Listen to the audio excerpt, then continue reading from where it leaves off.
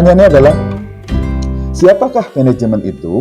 Kemudian untuk siapakah peraturan perusahaan? Oke, yang ketiga, apakah SK direksi harus disosialisasikan ke seluruh karyawan? Siapakah manajemen itu? Jadi manajemen itu sebenarnya memiliki arti yang tidak ada arti bakunya, Pak. Ya. Di dalam perundangan nggak ada manajemen. Istilah manajemen dalam hukum ketenagakerjaan kita nggak ada. Mohon maaf, saya selalu mendasarkan kepada hukum ketenagakerjaan ya. Jadi karena itu adalah yang baku. Pada saat di hukum ketenagakerjaan tidak ada diatur, berarti ini menjadi domain dari para pihak.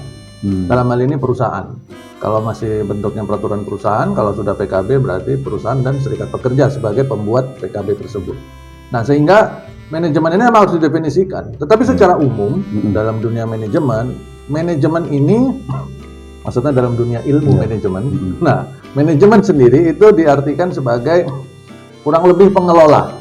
Bisa saja Bapak Ibu atau mungkin kalau lihat buku-buku teori S2-nya sumber daya manusia, istilah manajemen itu bisa dilihat. Tapi kurang lebih adalah pengelola. Jadi pengelola sebuah perusahaan atau lembaga atau instansi ya,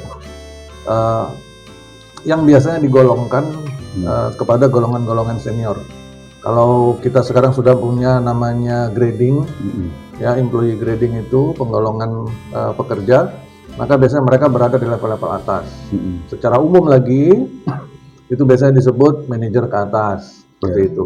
Tapi apakah itu sesuatu yang baku, yang pasti? Enggak juga.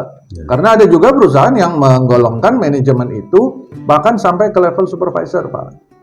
Bahkan ada lagi yang sampai ke level foreman. Foreman itu kalau di industri manufaktur dikenal sebagai orang-orang yang berada di bawahnya supervisor, yang langsung berada di lapangan, itu setingkat sama leader biasanya disebutnya. Koordinator biasanya. Disebutnya koordinator atau leader atau foreman, macam-macam ya. Nah, perusahaan-perusahaan seperti itu menggolongkan semua jabatan yang memiliki anak buah, meskipun hanya satu, itu sudah masuk dalam kategori manajemen.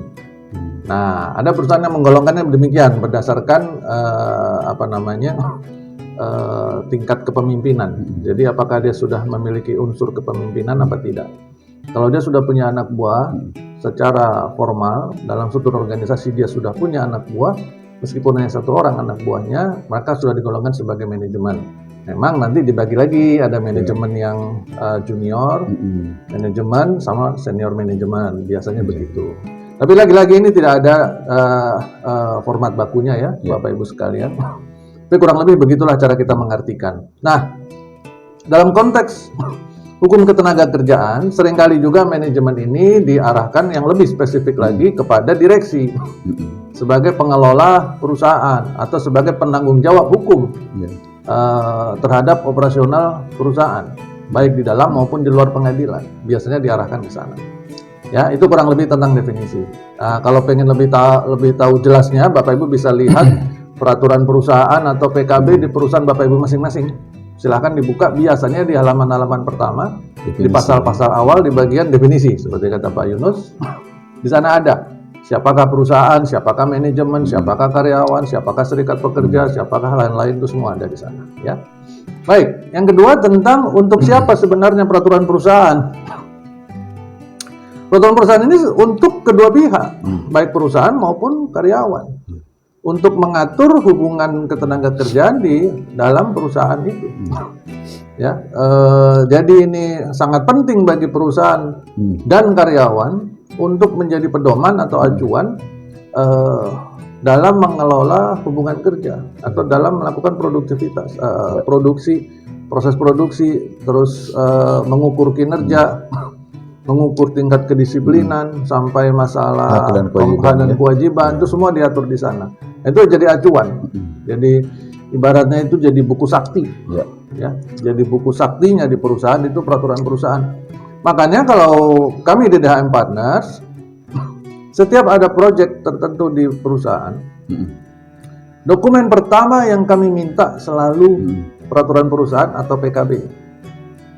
Dokumen pertamanya. Karena kalau kami di DHM itu memang melihat apa dan bagaimananya perusahaan itu terbaca dari bagaimana mereka membuat PP atau PKB-nya. Sebagai pedoman. Betul. Dari isi PP dan PKB-nya kurang lebih kami sudah bisa menilai bagaimana karakter perusahaan tersebut. Oke. Ya, itu adalah hal pentingnya. Kemudian yang ketiga, apakah SK direksi harus disosialisasikan kepada seluruh karyawan? Tergantung. Kalau jawaban saya, bergantung kepada tujuan dari SK direksi itu. Ya. Ditujukannya SK direksi itu kepada siapa? Apabila SK direksi itu ditujukan kepada individu tertentu, misalkan SK direksi untuk promosi dan kenaikan upahnya atas nama Pak Yunus, maka hanya untuk Pak Yunus, karena di situ ada urusan tentang kompensasi, tentang nilai uang, dan itu tidak perlu disosialisasikan kemana-mana. Tapi biasanya, kalau promosi kan diumumin Pak. Ya biasanya kalau dalam bentuknya SK direksi kan ada dua nih. Yang satu SK direksi yang sifatnya individu, memberitahukan kepada yang bersangkutan bahwa yang bersangkutan dipromosi dari posisi apa ke posisi apa, upahnya naik berapa ke berapa dan sebagainya. Nah baru yang satu bikin pengumuman, ya kan? Itu yang dipasang di tempat umum, beritahukan kepada seluruh karyawan. Hai karyawan, telah terjadi promosi terhitung tanggal 1 September atas nama Pak Yunus dari posisi A ke posisi B. Departemen A ke Departemen B, kan begitu. Ya. Nah, apakah SK direksi ada yang perlu disosialisasikan kepada karyawan? Ada juga. Apabila SK direksi diterbitkan dengan tujuannya kepada seluruh karyawan, maka harus disosialisasikan. SK direksi yang tidak disosialisasikan itu sama dengan kita membuat surat tapi tidak pernah kita berikan kepada yang bersangkutan. Nah ini saya jadi ingat waktu zaman kita SMP, SMA dulu kalau naksir cewek tapi malu. Jadi dipublikasikan. Kita bikin surat nih, bikin surat cinta tapi disimpan aja sendiri Pak gitu kan, tak sampai kapan. Nah nggak disampaikan kepada yang bersangkutan. Oke. Ya, begitu kurang lebih Pak.